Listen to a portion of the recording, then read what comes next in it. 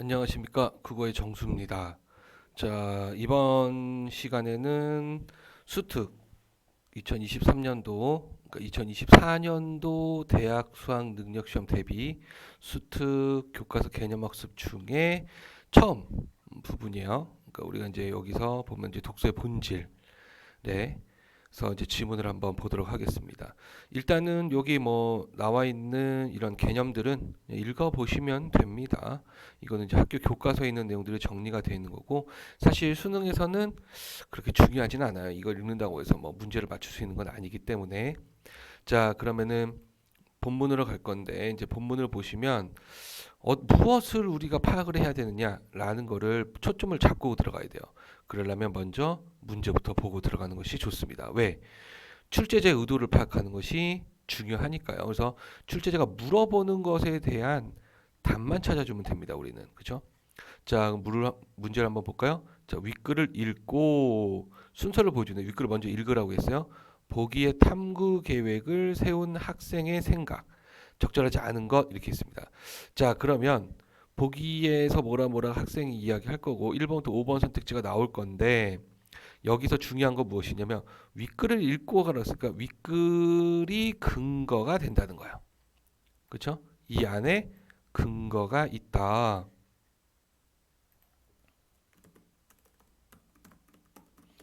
그렇죠? 자, 그러면 1번부터 5번 선택지가 지문, 본문 안에 몇 번째 문단에서 언급이 되었느냐 이것만 찾아주면 됩니다. 즉 언급이 되지 않았거나 잘못 언급되어 있는 것을 찾아봐라 라는 문제겠죠. 내용 파악 문제고 2번 문항 다음은 윗글 읽은 학생이 기억을 글의 맥락을 고려하여 정리했대요. 빈칸에 들어가기에 적절한 말을 쓰시오 이렇게 했습니다. 자, 그러면은 이제 지문 안에 밑줄이 기억에 이제 기억은 기호로 나와 있기 때문에 얘는 이제 기호로 나와 있죠. 기호로 나와 있다는 것은 지문 안에 밑줄이 그어져 있어요. 자, 근데 밑줄만 읽어서는 의미 파악이 되지 않아요. 그리고 출제자도 글의 맥락을 고려해라라고 했잖아요. 그러면은 글의 맥락은 글의 흐름이에요. 글의 흐름이란 거는 앞뒤를 읽어봐라.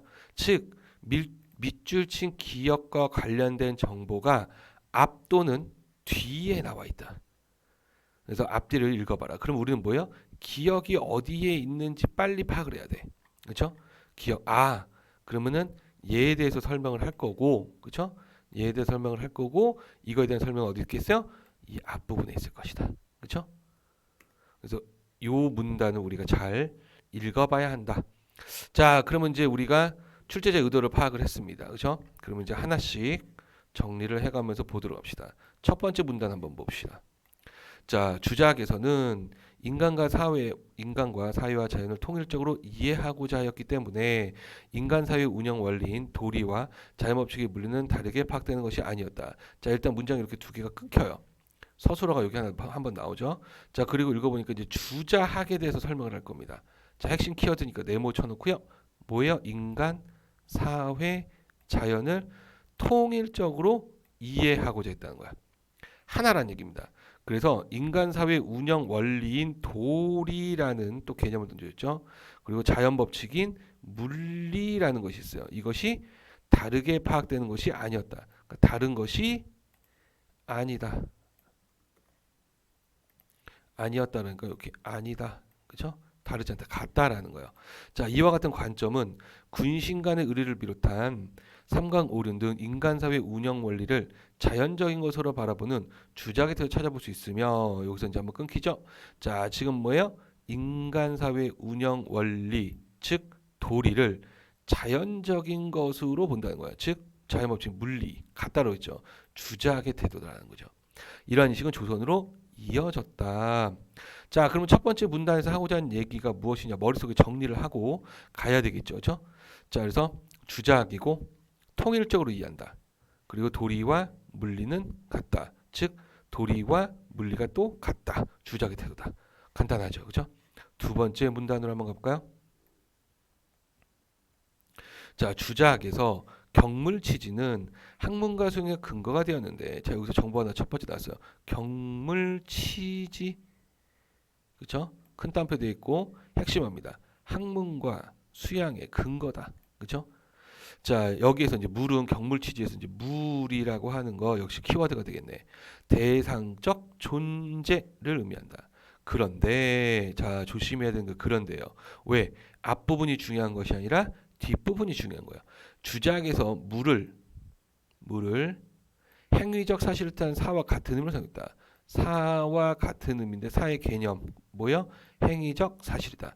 물은 대상적 존재, 사는 행위적 사실. 같은 의미래요. 같다 또, 그죠?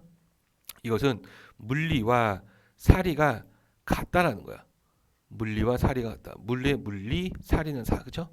일반적으로 자연계의 원리와 법칙을 뜻하는 물리와는 차이가 있다는 것을 의미한다. 자, 여기에서 이 물리와 여기에서 이 물리는 다른 거예요. 동의어예요. 여기서는. 그러니까 무슨 말이냐면 여기서 물리는 주작에서 말하는 물리, 여기서 말하는 일반적인 자연계의 원리와 법칙이라는 겁니다. 자연의 물리. 이건 차이가 있다. 그렇죠? 자, 주작에서 물리는 사리로서 인간 사회의 원리와 자연 세계의 법칙을 포괄하는 것이었다. 자, 여기서 구별을 하죠. 주자학에서의 물리예요. 그렇죠?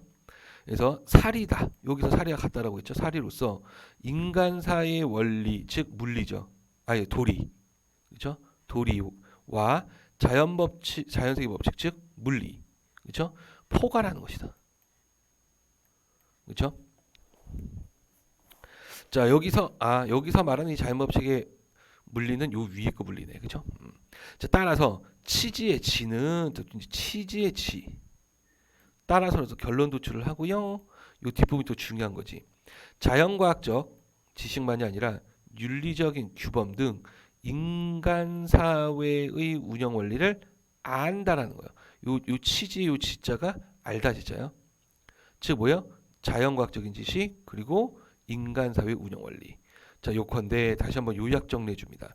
자연 법칙, 도덕 규범, 뭐예요? 윤리적인 규범, 즉 인간 사회 운영 원리, 자연 법칙은 자연과학적인 지식 하나로 보고 자연의 물리와 인간의 도리를 통일적으로 파악했던 것이며 이에 따르면 인간 세상의 상하와 관계적 신분 질서는 천지상하의 자연 질서의 또 다른 모습으로 파악된 것이다. 같은 거라는 거야.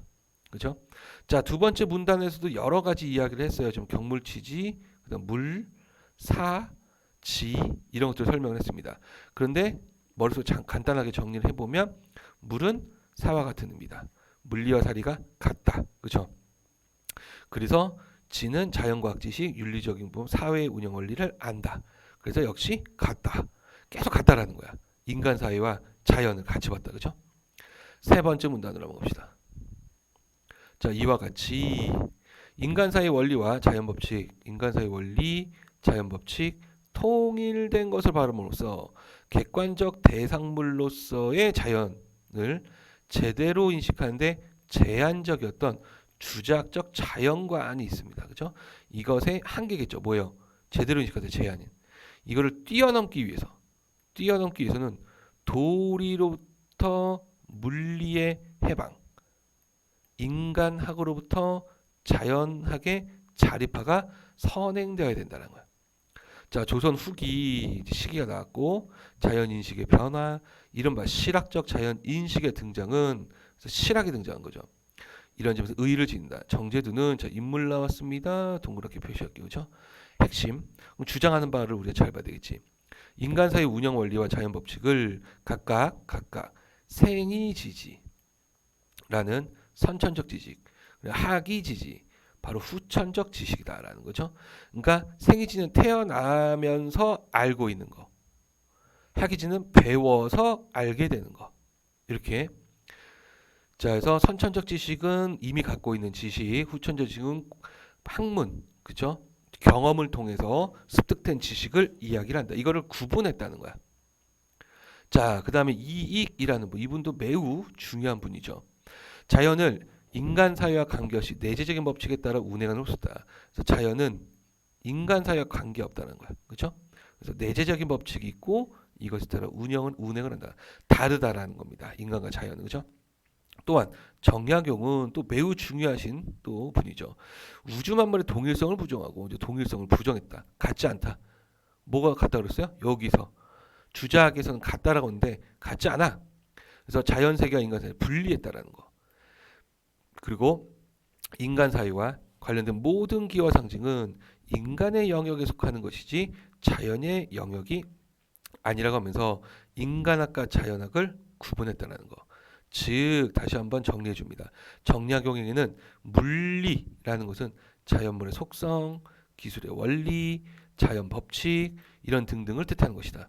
이와 같은 자연에 대한 인식의 변화는 인식이 변했죠. 여기서 전통적 자연관의 구도를 해체했다라는 거. 즉 여기서 전통적 자연관 뭐예요? 여기서 말하는 성리학, 주자학이라고 했다, 그렇죠? 주자학에서의 그 자연관을 이야기죠. 인간세 운영 원리 하나다. 이걸 해체했다는 거야. 왜요? 분리했잖아. 그리고 도리와 물리를 분리했다. 그래서 자연학의 개별성을 확립했다. 분리했으니까. 자, 그래서 다연탄 계기를 개척한 계기가 되었고, 즉 도리와 물리의 관계가 제정되면서 자연에 대한 과학적 연구의 중요성을 강조하게 되었다. 이렇게 했습니다. 자, 그래서 세 번째 문단 다시 한번 정리를 한번 해보면 이건 이제 조선 후기, 즉 주자학적 자연관의 한계, 즉 객관적 대상으로서 자연을 제대로 인식할 때 제한이에요. 왜? 통일된 것으로 봤으니까. 그래서 분리를 해야 됐다. 그래서 정제도는 선천적 지식, 후천적 지식 구분했고 성호 이익은 자연을 인간에 관계없는 내재적인 법칙이다. 즉 따로 보았다는 거. 정약용도 동일성을 부정했다. 그리고 분리를 시켰죠. 그래서 인간학과 자연학을 구분했고 그래서 이러한 인식의 변화, 자연의 인식의 변화는 구도를 해체했고 물리를 분리했고 자연의 개별성을 확립했다. 이런 역사적인 의의가 있어요라고 이야기를 하고 있습니다. 자, 그러면 이제 문제를 풀어볼 수가 있을 겁니다. 그래서 여러분들이 문제를 풀어보시고 하면 될 것 같아요. 저는 굳이 할 필요는 없어요. 여러분들한테 질문만 받으면 되니까. 그래서 이것도 지금 보시면은 해결할 수 있을 겁니다. 그래서 앞부분을 잘 이용해 봐라. 그렇죠? 자, 이렇게 해서 우리가 첫 번째 질문을 한번 봤습니다.